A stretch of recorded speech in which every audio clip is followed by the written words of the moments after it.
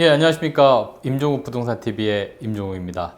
자, 오늘은 가로주택 정비사업과 모아타운에 대해서 설명을 좀 해드릴 겁니다. 자, 많이 들어보셨던 정비사업인데요. 사실 같은 듯 조금 다릅니다. 그렇기 때문에 오늘은 여러분들이 많이 들어보셨던 가로주택 정비사업, 그리고 또 서울시에서 진행하는 모아타운 비교 설명을 자세하게 해드리도록 하겠습니다. 잠시 후에 뵙겠습니다.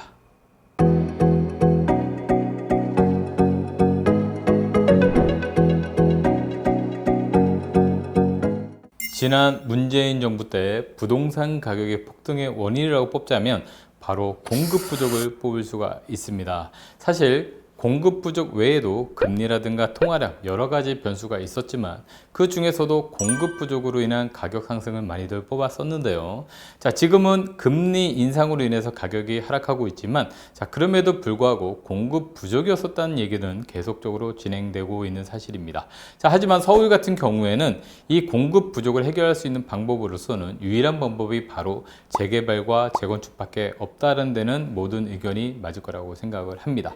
그렇게 공급 부족으로 시달리던 서울에 공급을 할 수 있는 유일한 방법이 바로 재개발과 재건축이기 때문에 이 재개발을 조금 더 모아서 큰 단위로 진행하는 뉴타운 사업이 많이 진행되고 있었습니다. 자, 이렇게 뉴타운 사업이 많이 진행되고 있다가 2008년도 서브프라임 모기지를 사태로 아파트 가격에 대해서 하락 기조를 보이다 보니까 이 정비 사업들이 제대로 진행되지 않아서 결국엔 해제되거나 슬럼화되는 경우가 상당히 좀 많았었습니다. 자, 그러다 보니까 이 슬럼화되는 정비 사업 구역들을 어떻게 하면 해결할 수 있을까 고민하다가 나온 것이 바로 이 소규모 주택 정비 사업이 진행됐었던 것이죠. 자, 그래서 이 소규모 주택 정비 사업이라는 것은 최초에는 2012년도에 도시 및 주거 환경 정비법에 들어가 있다가 2018년도에 가로주택 정비 사업이라는 부분을 바로 빈집 및 소규모 주택 정비 특례법에 바로 따로 나오면서 이 가로주택 정비 사업에 대해서 많은 분들이 듣게 되시는 상황이 됐던 것이죠.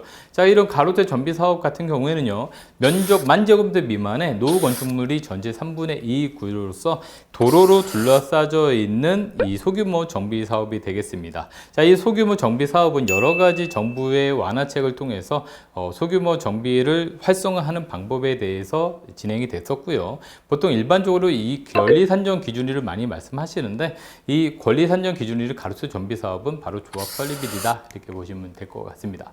자, 가로주택 정비 사업에도 여러 가지 장점과 단점이 있는데, 자, 장점을 뽑자라고 하면 모아주택 정비 사업과 비슷하게 이 추진위원회 설립이 생략되기 때문에 사업이 상당히 좀 빠르다라는 것입니다. 그래서 일반적인 정비 사업이 대략 8년에서 10년 정도 걸린다라고 하면 이 가로주택 정비 사업은 보통 2에서 4년이면 정비 사업이 완료가 될 수 있다, 이렇게 보시면 되겠고, 또한 분양가 상한제라든가 재당첨에 대한 규제가 없기 때문에 가로주택 정비 사업의 가장 큰 장점이다라고 볼 수 있습니다. 하지만 단점도 물론 있겠죠. 소규모 진행되는 사업이기 때문에 나홀로 아파트로 진행될 가능성이 매우 크고, 그러다 보니까 주민들이 원하는 커뮤니티 시설이라든가 이런 개발 시설들이 상당히 부족한 것이 사실이 되겠습니다. 자, 그래서 모아주택 정비 사업은요, 지금 현재 우리가 가로주택 정비 사업과 비슷하지만 또 서울시에서 야심차게 시작하는 거기 때문에 일반적으로 오세훈표 가로주택이다, 이렇게 얘기도 많이 하고 있습니다. 역시나 가로주택 정비 사업처럼 빈집 및 소규모 주택 정비에 관한 특례법을 적용을 하고 있고요. 노후된 주택들을 모아서 하는 것이 바로 가로주택인데, 이 가로주택을 더 모으는 것이 바로 모아타운이 되겠습니다. 자, 그래서 권리산정 기준일이 모아타운 같은 경우에도 이 공모일 기준으로 권리산정 기준일이 지정이 된다, 이렇게 보시면 되겠고요. 지금 서울에서는 거의 38개 지역이 지금 진행을 하고 있습니다. 자, 모아주택도 가로주택 정비 사업과 같이 장점과 단점을 말씀드려 보도록 하겠습니다. 거의 흡사합니다. 가로주택 정비 사업처럼 정비 계획 수립이라든가 추진위 설립이 생략되기 때문에 상당히 빠른 시간 안에 정비 사업을 완료할 수 있고요.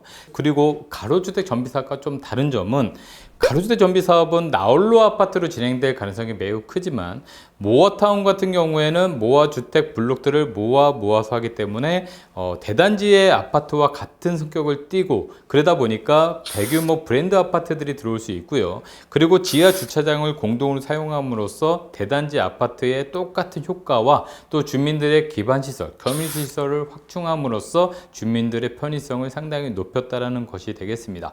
자, 하지만 아직까지는 모아주택이 완성된 지역이 없기 때문에 단점은 좀 찾아보도록 하겠습니다.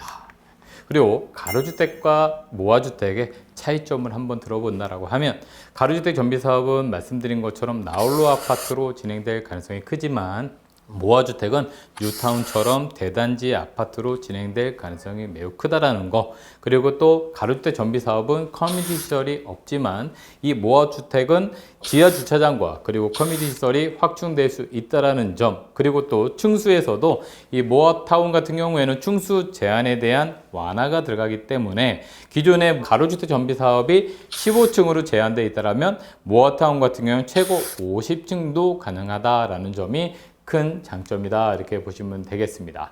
자, 가로주택 정비 사업은 성공한 사례가 상당히 좀 많습니다. 자, 그 중에서도 좀 대표적인 사례라고 말씀드릴 수 있는 곳이 바로 경기도 부천시에 있는 사업이 되겠는데요. 자, 이 지역 같은 경우에는 LH와 같이 사업을 함으로써 여러 가지 규제도 좀 피해가고, 그리고 인센티브를 받았던 사례로 지목되고 있습니다. 자, 역시나 가로주택 정비 사업처럼 추진이라든가 여러 가지 사업이 간소화됨으로써 사업이 되게 빠르게 진행이 돼서 착공되는 데까지 대략 2년에 완공이 다 되고 있다라는 것을 말씀드릴 수 있겠고요. 역시나 그 가구 수가 임대 가구 포함해가지고 137가구로서 나홀로 아파트라고 할 수 있는 소규모의 아파트 타운이다, 이렇게 보시면 되겠습니다. 자, 두 번째로는 모아타운이 되겠는데, 자, 모아타운 같은 경우에는 강북구 번동이 바로 시범 사업지겠죠. 그래서 2022년 4월 22일에 통합 심의를 완료했고요. 처음부터 정비 사업을 위해서 저우압이 설립된 지역이기 때문에 속도가 상당히 좀 빠르게 진행되고 있고요. 모아타운은 말씀드린 것처럼 대단지 아파트와 거의 흡사합니다. 따라서 임대 가구를 포함해서 1344가구로서 1000세대 이상의 가구를 형성하는 아파트로서 앞으로 이 소규모 정비 사업이지만 덩어리는 대규모와 같은 아파트가 될 수 있는 장점을 가지고 있다, 이렇게 말씀드릴 수 있겠습니다. 오늘은 가로주택 정비 사업과 모아타운을 비교해 보았습니다.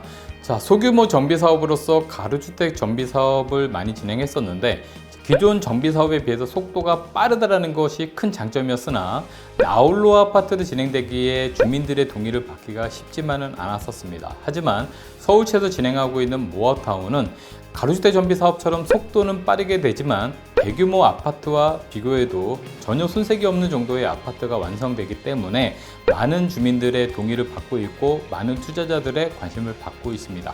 자, 오늘 이렇게 가로주택 정비 사업과 모아주택 정비 사업을 통해서 여러분들 투자에 도움이 되셨으면 좋겠습니다. 감사합니다.